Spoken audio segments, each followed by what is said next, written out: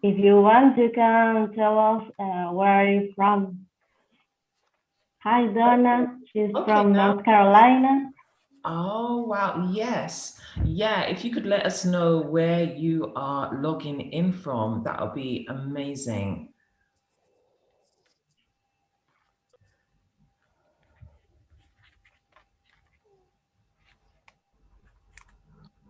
Okay, I can see more. Now I can see actually. I've worked out how I can see who's coming in. So I can see we've got 13 people coming in. Yes, come on in. Make yourself comfortable. Let us know where you're from in the chat, please. Argentina. Good morning, Argentina. Hola. That's as much as you're going to get from me. It's a start. Oh, Buenos Aires. Hi. And Paula.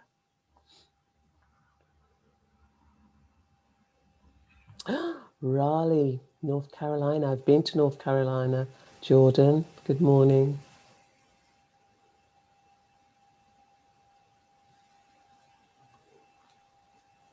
So some people are pretty early, Paulette. Yes, yeah. Across the pond, they are coming in early, which is wonderful. Mm-hmm. A lot of people interested in how to be an ally. Hi, Paula from Uruguay.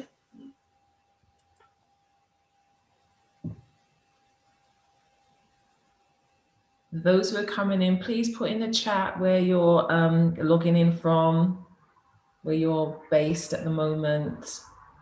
I think we've got Hannah from Belarus. Have I said your name correctly?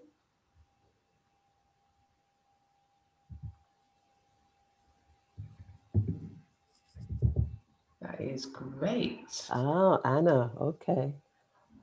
Thank you. Just going to wait a couple more minutes before we get started. We've got a lot to cover, so I don't really want to hold the program up too much. But welcome to those of you coming in. Got somebody else from London. Hi, hello.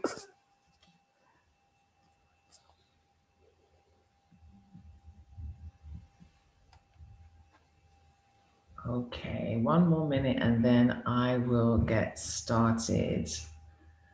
I know what it's like. It's lunchtime for some, or some are just starting their day, some are having breakfast. And if any from India, they're getting ready for dinner as well. So we're covering all the zones today. Or the end of evening drink, and I'm standing between that. Yes. Okay, right. Katerina from Belarus as well, Minsk. And if I've just butchered your name, I apologize.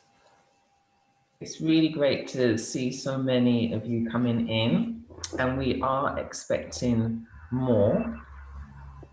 But it's now 13:05, so to be respectful of those of you who came on time, I'm going to get started, if that's okay. Are we good? Are we good, Jan? Good for me to We are, yes, okay. Go for it. Right. This is being recorded, so that's a great thing that you'll be able to listen to it again, or you can certainly recommend it for those who are unable to attend. So my name is Paulette Bailey, and I am one of the focals at Globant's Diversity and Inclusion Pod. Now, for Women's Month, we have put together an array of events and talks, and today we are going to be talking about allyship. Of course, allyship isn't just about gender, it extends far and wide, but today the focus is going to be on women. Now, we can't see you or hear you, but we definitely want you to interact, okay? So please use the chat.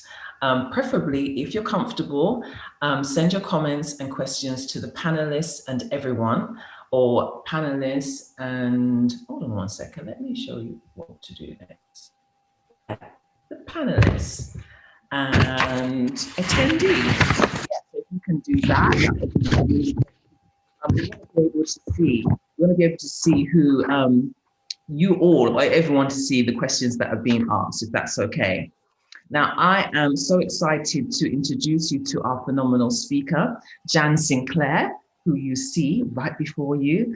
As Allyship is something that's really close to my heart, because I believe we are created to be kind, demonstrated over the last 12 months, I would say, but often we struggle on how to show up. Jan is a versatile and experienced strategist with 35 years experience in finance and planning, business operations, human resources, and global mobility. And up until just last week, had spent 32 of those years with IBM. Her key roles have included business area manager, HR business partner for the strategic outsourcing division, and in the last 8 years, global immigration lead for mergers, acquisitions, and outsourcing. One of the many reasons that we have invited Jan to speak to us today is that she has served as the lead for connecting women at IBM for 6 years. And that's an employee resource group of over 4,000 people. Her comprehension and application of inclusion and diversity in the gender, race, and disability space has earned her external awards. I'm just going to name 2. In 2018, the FT Financial Times 100, she was the UK's most influential BAME leader in tech. Now, BAME means Black, Asian, and Minority Ethnic. And in 2019, Wintrade Women Head of Diversity category. Born in the UK to Jamaican parents, in her spare time, she enjoys many things, but I'm just gonna let you know 3 of them: netball, singing in her local gospel choir, and painting landscapes. So without further ado, I'm gonna hand you over to Jan. Paulette, thank you very much for that intro. I was wondering who you were talking about, and then I thought, oh, that's me. So good morning, good afternoon, good evening to everybody wherever you are in the globe. And for those who will be listening to the recording after the session, hello and welcome to you as well. It's an absolute pleasure being here today just to talk to you and share about the work that I do. I've been passionate about elevating the employee experience for a number of years. And actually, I ran Connecting Women at IBM twice over the last 13 years. So I've got a good few years under my belt. And the things that come to mind is just how important it is for us to have kindness and empathy and all those wonderful things within the workplace.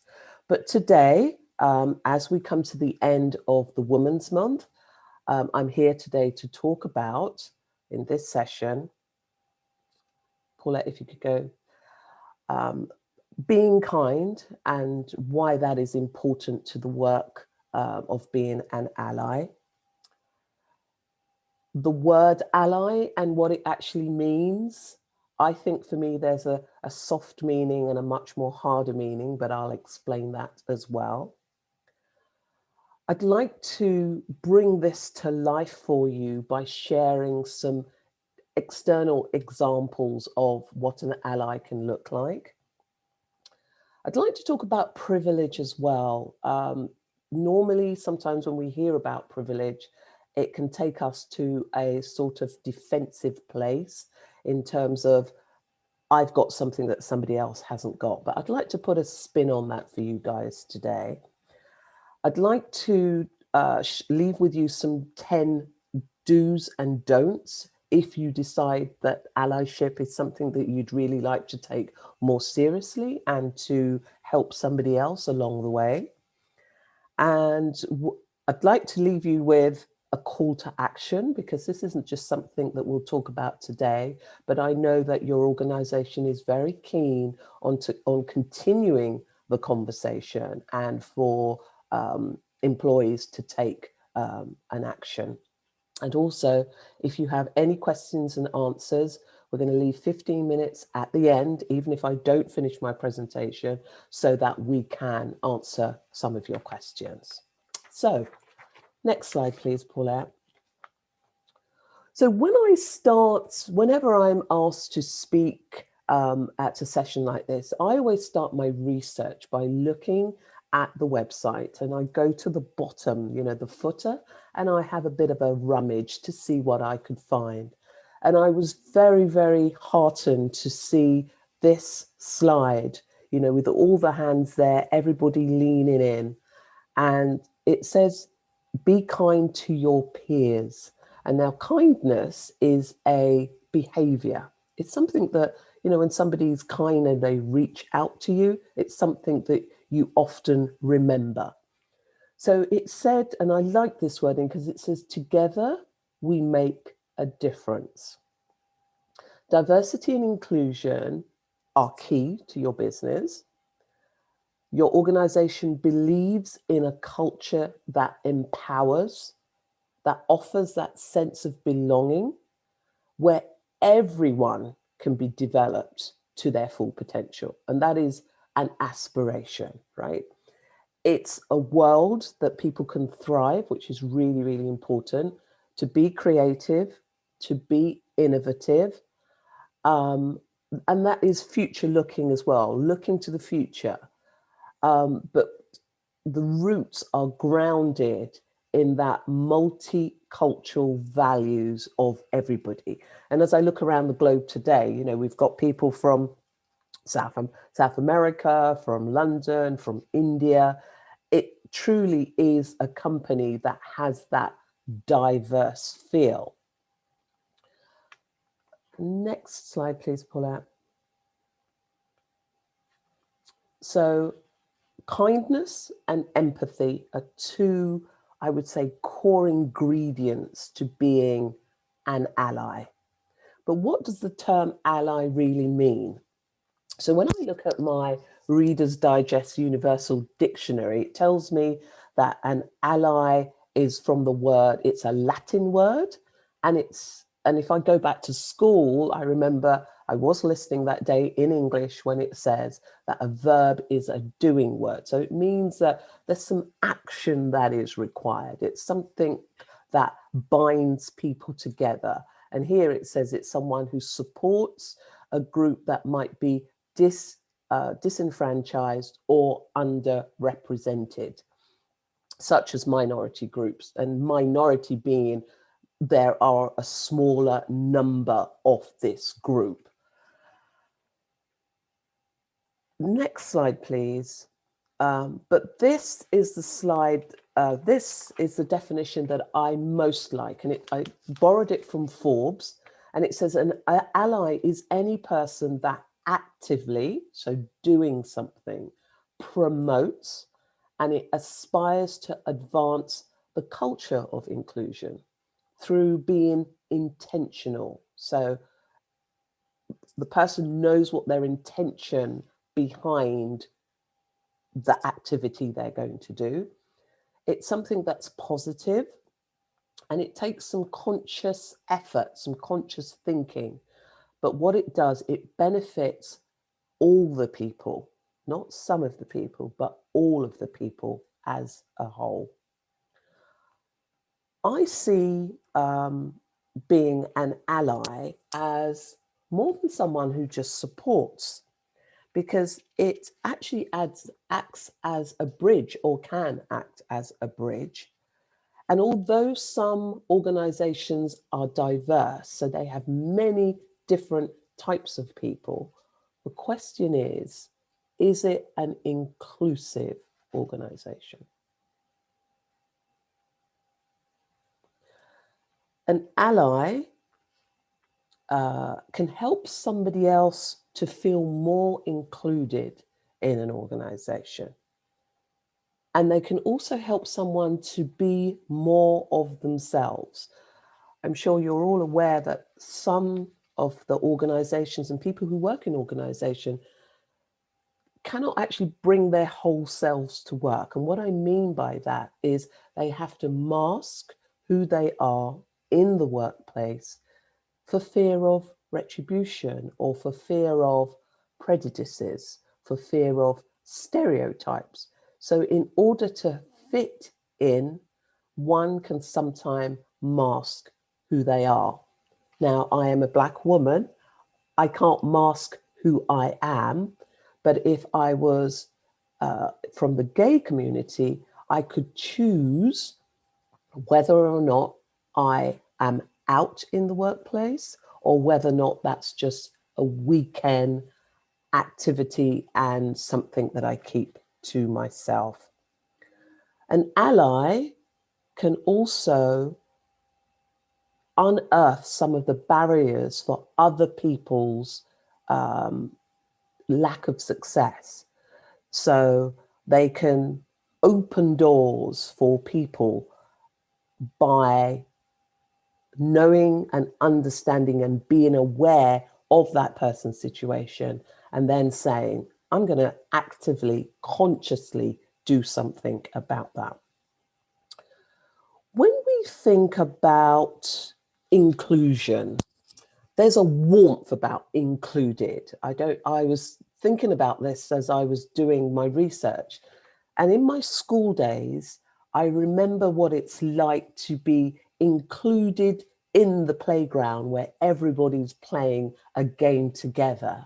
And I also remember other times when I was excluded from that group. And sometimes it was just because I wasn't fast enough. So if there was a running game, so I wouldn't be included in that because I was going to let the team down. I wasn't fast enough. But on other times, I was included because I was good at that particular game.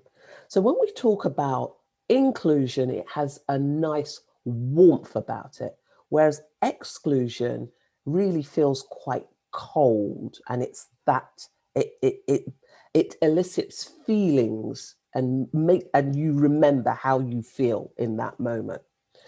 So I'm going to ask you to think about that contrast of being included and that contrast of being excluded. And what an ally can really do is put their arm around someone and say, come on, let me introduce you to this group. Be part of the group.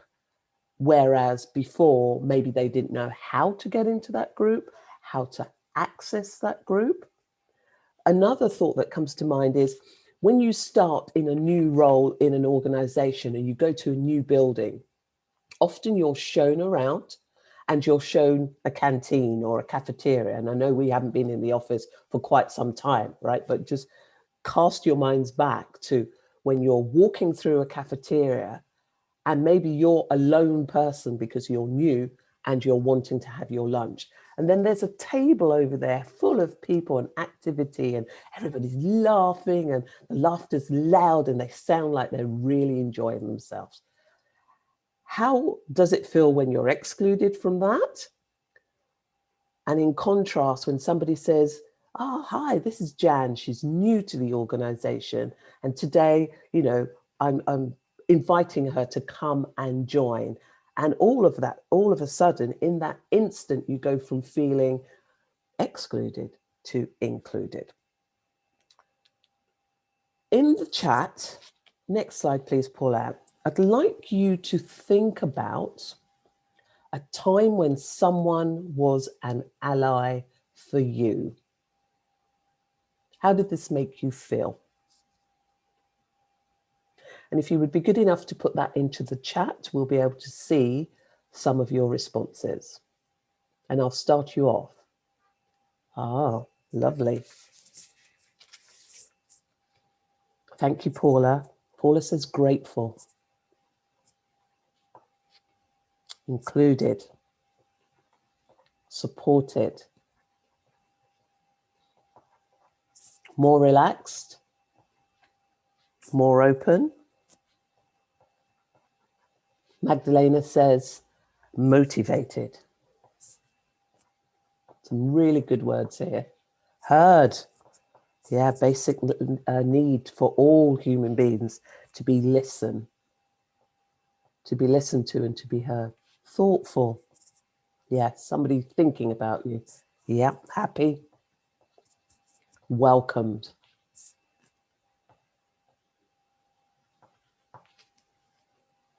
Relaxed and happy. Very important.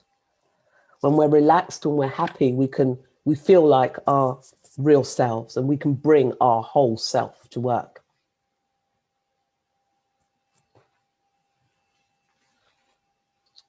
Okay, well, thank you very much for your participation. Some really good words there. Feel yourself, that authenticness that is so good when we can bring that to work. Empathetic, confident, more confident.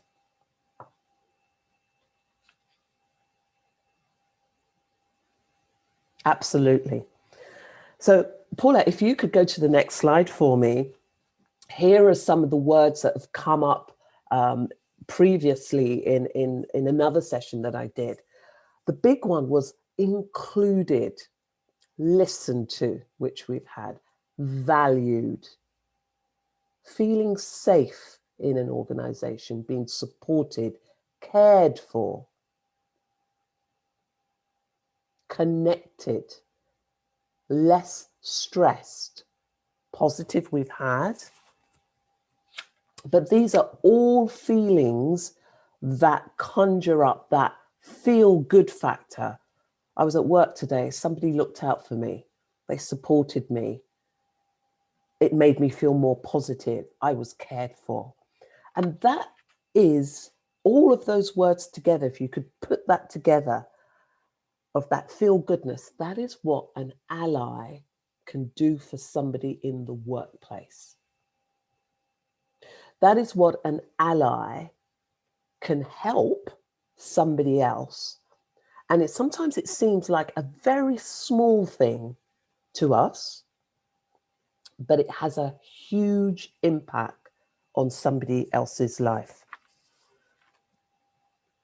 So everybody has the ability to be an ally. And I believe very strongly that everyone has work to do. Next slide, please, Paulette. But I'll just say a caveat here. I said earlier at the beginning of the call that there's what I call a soft ally and a harder ally.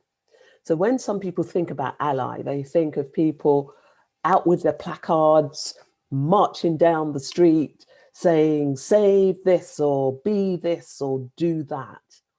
But actually there's a softer side to it that actually says, I'm not even going to tell anybody what I'm going to do, but I'm going to use my network. I'm going to use my contacts. I'm going to use the platform that I have, and I'm going to be an ally for someone. And because it's Women's Month, I'm just going to dwell on this slide a little bit and just tease a few things out. So men who are on the call today can be allies for women, because usually men are in the majority. Cis people can be allies for the community LGBTQ+. If you're in a country and you're brand new, think about people who go on assignments, right? So they've left maybe Peru to come to England, and they're learning a new job, and they've got a new place to live, and they're battling with the tube, etc. They're learning their way around. Somebody could be an ally for a new national to your organization and to the country. And that is as simple as just showing them around. How about this afternoon, I show you around where some of the key places are so that they know. White people can be allies for people of color. Able-bodied can be allies for people with different abilities, whether that be a hard disability or a soft disability. And seniors you can use your seniority to be an ally for somebody else.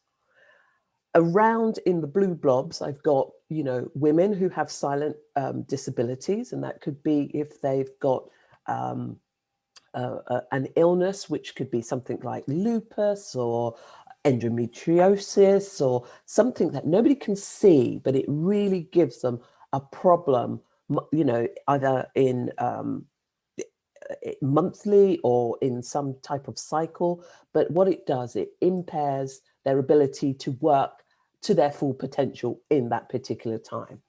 We have women who are neurodiverse, And all it means is that being neurodiverse, our brains are wired differently. But once you get to understand what that neurodiversity is, and you can put that person in the right place to do the right job, they absolutely excel. There are technical women in an organization like yourself and where I used to work before. Technical women would usually be in a minority because there's so few of them. And it goes back to schools, not that many women, sorry, not that many young ladies taking up the STEM subjects, so that pipeline then feeds into an organization. So technical women usually find that they are definitely in a male dominated world. You could be an ally for STEM girls, so going into schools and talking to young ladies about what you do in the technical work. It could be an apprentice or a grad. Could be an ally for part-time, for people who work on a part-time basis, and sometimes they have different needs and wants as well. There are ladies within our organization who have to go through IVF, and usually they're going through, something that's particularly personal to them, and they need allies. That perhaps someone who's gone through it before, you could be an ally for someone who's just going through it. Menopause, and it's something we don't normally talk about, but I'm a big advocate for that. I'm 58 years old. I've been going through the menopause, and I know at times Jan has not been herself, just because of these different hormones that have just sent my body into a spiral. People who are returning to work, maybe they've been off work for a period of illness, or they've been on a sabbatical, or it could be a returning woman who's just had a baby, and to be reintegrated into that organization and trying to pick up from where you left. Things change so quickly within an organization.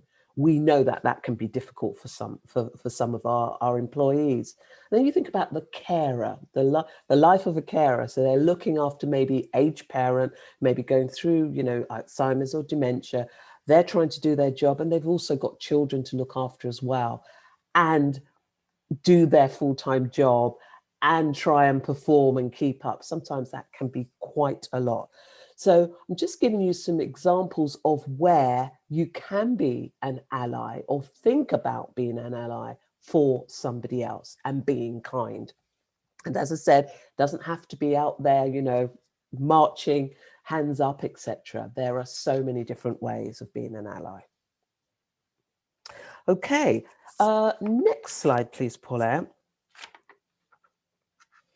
So I had shared this picture on the left-hand side, Marilyn Monroe with Ella Fitzgerald, who was a singer back in the 1950s.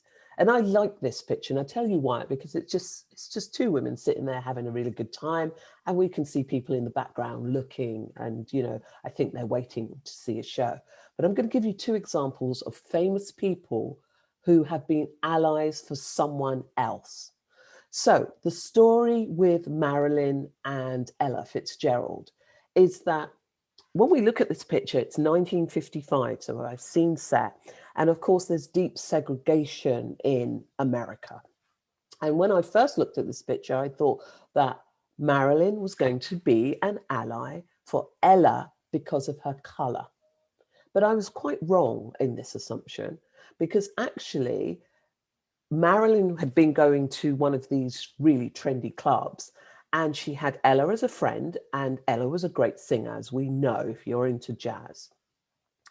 The problem being is that Ella wanted to sing at that club, and they had had people of color sing previously, but the reason why they didn't want Ella to come there was because she's slightly larger, and so she's not your perfect size 10, but it was her size that they felt wasn't trendy enough, and therefore they didn't want her to sing and represent their club. But what Marilyn did, which I really like this story, is that she said, you know what, to the manager, if you allow Ella to sing, just hear her, but allow her to sing, give her a couple of weeks, I'm going to be front of house every evening supporting her, and I'm going to bring other celebrities to this club, which means you're going to have even many more people come. And so she had that one conversation using her privilege of being this lovely Hollywood icon that nobody was going to say no to, right? And she used that privilege and her allyship to help Ella, and Ella's career just expanded after that. On the other side, you'll see Emma Watson from Harry Potter fame. And Emma has been using her privilege to become an ally and encourage men to be an ally for women. So it was called, launched in 2014, United Nations. It was a gender equality they were talking about. And she was saying, actually, guys, it's your issue too. So she launched He for She, which is a movement that says, here are the men that support the women. Next slide, please. I thought I mentioned privilege, and I'd like to just touch on this. So what is privilege? Because sometimes we get a little hung up about privilege, especially in the race context. But let's just talk about what privilege is. Privilege is the ordinary things that we have that helps us to blend in with the norm around us. So thus it's easily forgotten. So a UK example, living in the UK, could be your privilege is because you're white, because you're in the majority, because you're Christian, and we are predominantly a Christian country, being able-bodied rather than having a disability, being straight rather than being of the gay community, and speaking English. So if you are white, Christian, able-bodied, straight, and speaking English, you can go to any I don't know, community, church, gathering, and it's just something you don't think about because you're in the majority. Now, for me, I often forget, well, not forget, I'm straight, I'm a Black woman, and if I'm in a room where there are predominantly Black people, I don't have to think about my Blackness, right? If I'm in a room full of women, I don't have to think about being a woman. A friend of mine who's a avid sports person, he's very much into sport. He attended a body pump class in a gym, and he was really excited about going into that gym class. But when he got there, he realized he was the only man. And he talks about that experience because he said all of a sudden he was an only in that setting. And usually he is in, whatever classes he goes to, when he's at the pub, wherever it may be, he never has to think about being a man because he's always in the majority. But in this situation, he was in the minority, and all of a sudden he said the spotlight was on him. He wasn't wearing, the lycra like the ladies were wearing. He had these weights, and for him, there was something in him that said, I'm going to have to get a heavier weight because I can't have the same weight as a woman. And he said he felt nothing but uncomfortableness in that entire hour, and he would never, ever do that again. Now, if you put that in the work context or in a community context, we can understand how when somebody would go into a room, and if they are an only, how it can make somebody feel. But to have an ally that would come in and say, okay, come in, open the door for somebody, show them the way. That is the beauty of allyship. And that's the beauty of having privilege that one understands, and then asking themselves the question, how can I use this privilege for good? How can I use this privilege to be kind? How can I use this privilege to open a door for somebody or for a group of people who normally don't have access just because of who they are, maybe their color, maybe their religion, maybe their sexual orientation, maybe because of their gender.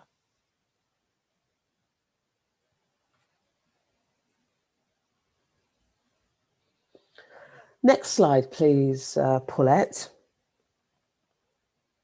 So, if in thinking that actually I've never thought about being an ally in this way, and it's something that perhaps I might be interested in, because not everybody wants to be an ally, and that's absolutely fine. But if you've never been an ally for somebody before, and now you're thinking about, I wonder what I could use my platform for. I wonder where I could be an ally.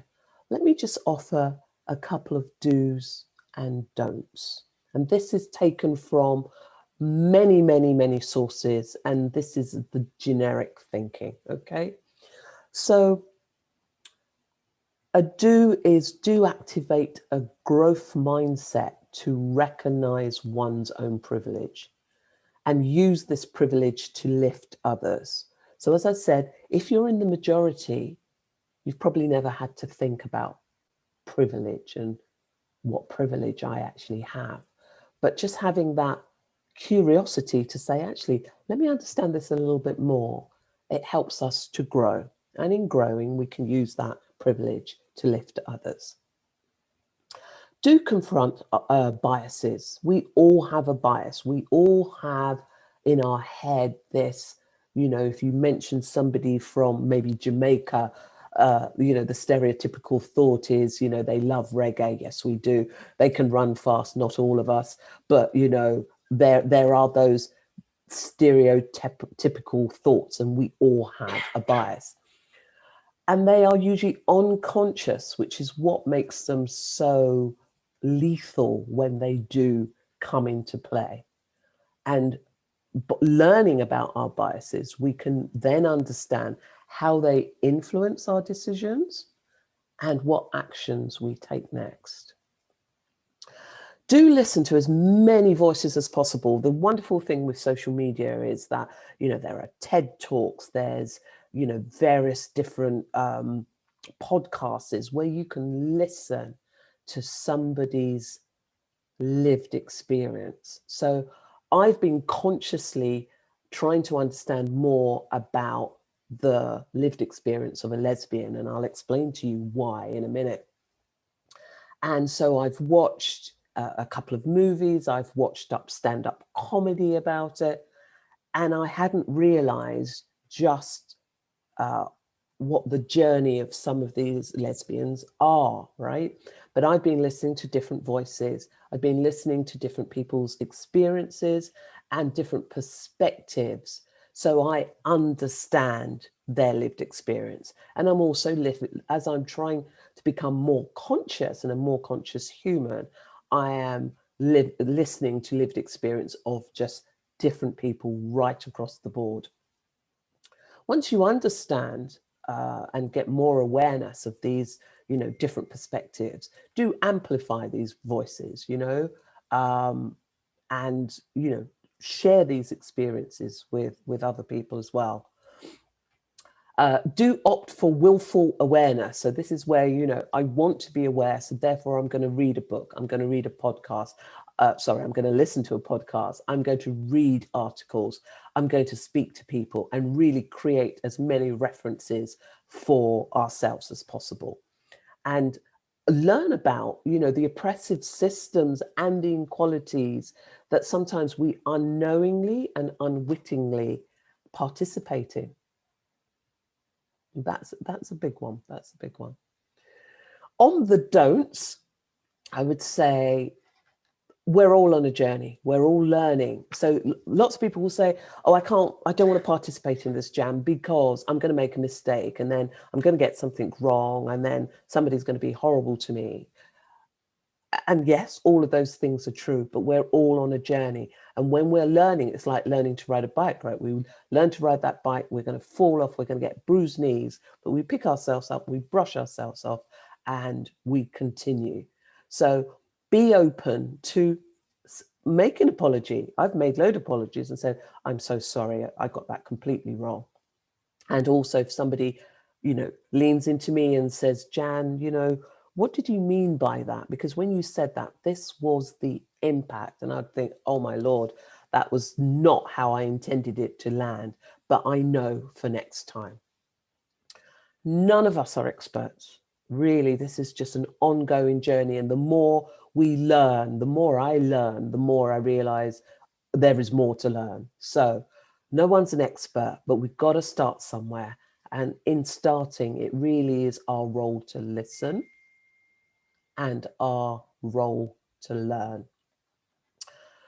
I know certainly the next one, sometimes we can become defensive when somebody provides criticism, and it makes us feel uncomfortable, right? But one of the terms I've been using and I coined last year and I keep using is learn to become comfortable with being uncomfortable. So here I am, I'm feeling not too comfortable at all. It's a subject I know nothing about. And some people are going to expect me to know, but I will always say I'm not an expert. I'm here to learn. All right. In being an ally, it really is about the other person. You don't speak for them because they've got a voice, they can speak for themselves, but you help in that space. So the conversation really is not about you or about me, it's about the other person. So actively, I say, research, seek out information for those that you want to be an ally for. And when you're an ally, you don't go around going, oh, I'm an ally for this particular group. The group will let you know if they feel that you're an ally. And that's why going about it quietly but intentionally is often the best way. Don't rely on other people to educate you. So, I know last year after the tragic murder of George Floyd, there was lots of my colleagues who really great work friends. And, they'd said, tell me about this and tell me about that. After a while, it becomes really exhausting. And so these people can read, they're intelligent, right? So they can actually go and do their own education. So I say, go do your education. It's all good too. So next slide, please, Paulette, and I think we're doing pretty good on timing, is a call to action. So I couldn't be on this call and then not just give you a challenge. So my challenge to you and call to action is to get to know a colleague over the next couple of weeks to a month, perhaps over a virtual coffee break, because we're all working from home at the moment, and just have a conversation. What's interesting about that person?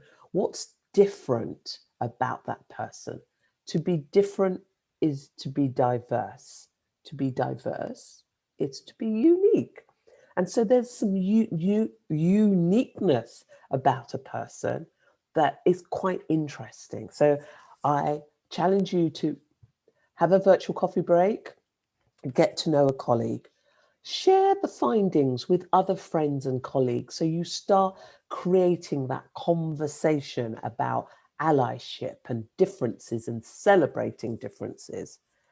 And then maybe consider being an ally for somebody or for a cause. But the important thing is really to keep the conversation alive, because now we've started it, we can't stop. We don't want to go back. We don't want to go back at all. So keep the conversations alive. Now, if you're thinking about, perhaps write down the following statement. I will become an ally for, and think consciously about who you want to become or may become an ally for. And why do you want to become an ally?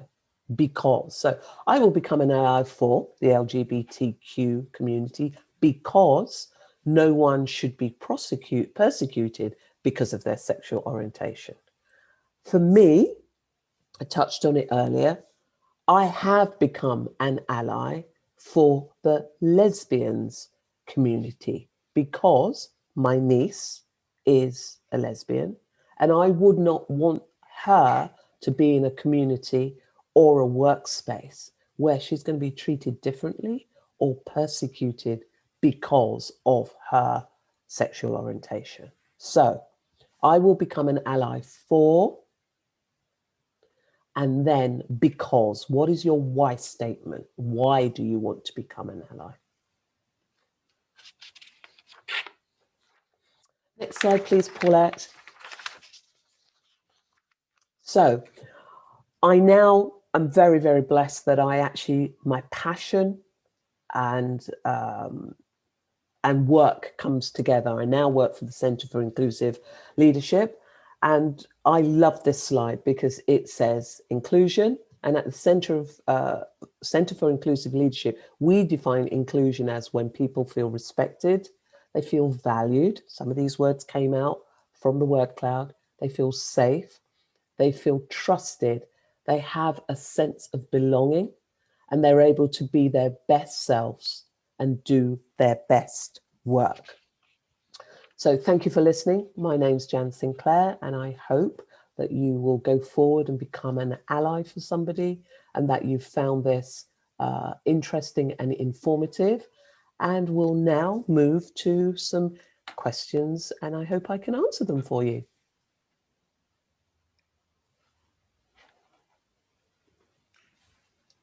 Right, I'm going to stop sharing so that I can see and help navigate any questions or it's come up on chat as well. So,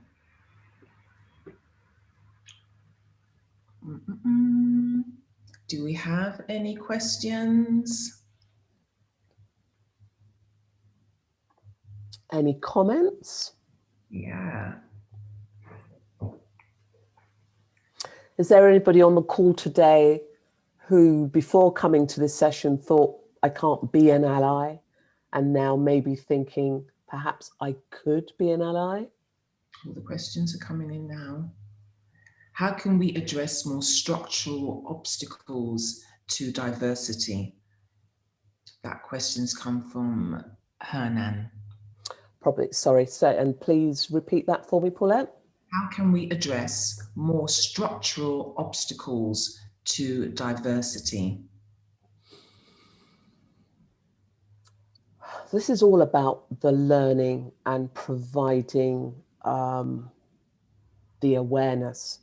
So when I look at some of the obstacles, I'm head of employee experiencing and also elevating the employee experience. And when we look at the landscape of an organization, we look at what we call the end-to-end. So we'll look at recruitment, advertising, assessments, how people come into an organization, how then they might be onboarded, how they are able to accelerate and develop. And we will put the spotlight across the entire end-to-end to ensure that we try and remove some of those obstacles within an organization. And that's what we actively do. And so, you know, HR can help by looking at their recruitment process, or recruitment and HR. Teams can look at if there are any obstacles, and managers, again, can look at the organization and do an assessment as to where are we now, what's causing the obstacle, how can we remove that, and how can we change the cultural behavior to drive those obstacles away. Does that answer your question? I hope it does. Can't see. Thank you for answering that, Jan. Another question, is it possible to be an ally even if your efforts are not conscious? So can you unconsciously be an ally? I'm gonna say, I think it takes consciousness. I think, because if we think about what we said before, it's being conscious, so you're aware to somebody else's plight, and then intentionally you're going to make a change. So So it does take a level of consciousness to be an ally. Yeah. Okay, and M. Florencia says no questions, but a huge thank you. Thank you for that. Thank you. But I'm going to hop onto the Q&A because there is, can an ally help you grow in seniority? Yes, absolutely. So I'll give you a good example. When I first took on the lead for connecting women at IBM, this is a job number 2. You don't get paid for it. You do it for the love of it. However, my mentor then acted as my ally. She said, you know, I can bring you along and give you visibilities in areas that your normal job would not give you. And she would open doors. She would send a note to a senior manager and say, I'm introducing Jan Sinclair. I've been working with her, or I'm mentoring her. Could she have a conversation with you about X or Y? So yes, is the answer to that. Okay, next question from, that was anonymous question. Okay. Anna has sent a question. Should you stop being an ally to a person if you feel that he or she doesn't want your support? Absolutely. Absolutely.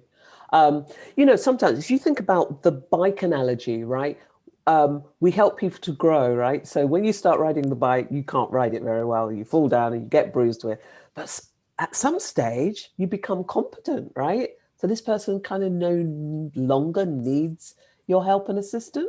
And actually, that should be celebrated because they've now gone from a toddler to a grown up where they can stand on their own 2 feet. So if they come to a point where, like, I don't need your help anymore, that's okay. That's not a bad thing. I see that as a positive. Mm-hmm. Yeah, definitely. Yeah. Seeing that the growth as well. Absolutely. Yeah. And Donna has put down that I love the phrase learn to become comfortable with being uncomfortable. And she says, thank you for inspiring me to learn more. Oh, you're welcome, Donna. This is what all the work is about. Absolutely. Yeah. And I said it last year. I said, like, you know, we're going to have to become comfortable with being uncomfortable and sitting there, because sometimes it stirs up emotion, this work, right? And you've got to ask yourself, why is it stirring up that emotion for me? What's happening for me? What is it triggering? What am I remembering? And, you know, this is a good time to go work with a coach and or whoever you speak to, just understand what's being unearthed for you. So sitting in that uncomfortable space for a little while and just feeling it. And it does feel a bit like this. And I'm wobbling at the same time because that's what it does. It makes you feel uncomfortable. So thank you, Donna. I was listening to I was invited to a webinar, another webinar, and of leaders, and they were talking about their experience in the pandemic and what they have taken from that. And one of the panelists talked about, you know, there's 3 words that she has really learned, and that's to sit with it, because she's used to just acting, just responding. There's a problem, got to find a solution, but she has learned to, like, you know what, let me just sit with this. And I think sometimes we need to do that. We need to sit and let it marinate as well. And to be more inquiring, ask more questions as well. You know, I think that's really important, especially when you are being an ally, not to make assumptions or presumptions about a situation or about people or about a community or cause. Well, think about we work in a tech industry, and usually if something goes wrong, right, we have to react. We have to find the solution. We have to get, you know, their systems back up and running or what have you. So we are action biased, right, in the tech industry. But this work calls for that wait for a little while, be patient, understand before I move, be intentional about why I'm moving. Rather than reactive. We saw last year, you know, there was a lot of people, companies, what I call optical ally. There was, you know, I pledge, I stand, I do this, I do that. And nothing has changed in a whole year. And so that's why it's really important to be intentional, because somebody could say, well, you said that. What were you thinking at the time? And what have you done to follow that up. Yeah, the why, knowing your why, going back to that, important. And Jose has asked another question. Is it possible to be an ally to a person belonging to a group that attacks you or doesn't like you? That's a tough one. That takes, I mean, a level of love. That takes a level of grace to be an ally to a person who is in a group that is attacking you and doesn't like you. That's Jose's on a whole other level. You know, it's like, I don't know, I would think, I guess if you're a Christian, it says to love everybody, right? But if somebody's attacking you, would you be an ally for them? That's Jesus status for me, Jose, really. Yeah, that's a deep one. Yeah. Absolutely. And Well, if you find the answer for that one, please share, because a lot of people grapple with that one. Thank you. Well, Jan, thanks a lot for bringing this extremely interesting topic and perspective. This definitely challenges my current knowledge and beliefs, and that's from Jose again. Thank you so much for all the questions and all the comments. Thank you, everyone, for just coming in and just listening and participating. That's really important. But a big thank you to you, Jan. This was just listening. You were so easy to listen to as well. It was so interesting. I was just like taking it. Thank you. It's a joy, as I said, to be doing a job I love, and they're paying me for it as well. That is amazing. So all the best with your the new organization that you have joined as well. All the best with that. I'm hoping that we get to work with you again, get to hear from you again. So thank you, everyone. There's lots of thank yous coming in. Thank you so much for all the comments, for your support. And yeah, thank you. You can carry on with the rest of your day. Oh, and a big thank you to Tracy. She's the one behind that little dot there that says Globant events. So thank you so much for Tracy for setting up the Zoom and working behind the scenes and pulling this all together. We really appreciate you as well. Thank you. Thank you. Lovely to meet you all. Take care. Bye-bye. Bye-bye.